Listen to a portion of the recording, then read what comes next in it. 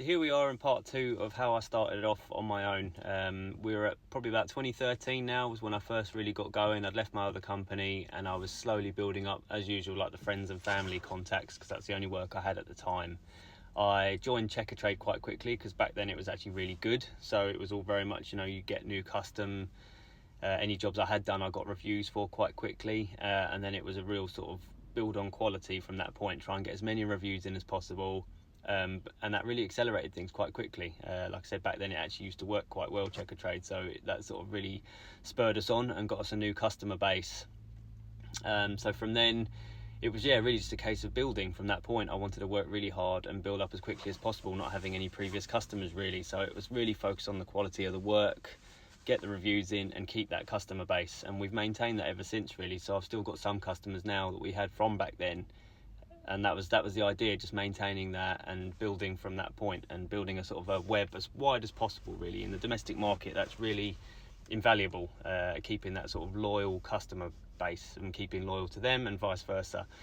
At that point I had a little van, and we had sort of like the start of what sort of our structure is now really, in terms of like the branding and things like that. I wanted to start off quite quickly with that because I think that's really important. I think having that sort of continuity of brand throughout, not everyone does it and you don't have to, but I feel like it worked for us. Having that website, a basic one at the time, but having that website, sort of, we had branded clothing, I got some magnetics on the van, business cards, everything like that. I just thought it was really important that, as I had nothing to really back up sort of any quality or work at that time, it was just a case of, if people found you and wanted to use you, at least there was consistency in what they looked you up online. They could see all the branding came through. The van that you turned up in on site also had that branding, and then it was up to me to follow that up with quality of work, response times and all that sort of thing, which was a lot easier back then. The response times, there wasn't so much work, so you could get to people very quickly.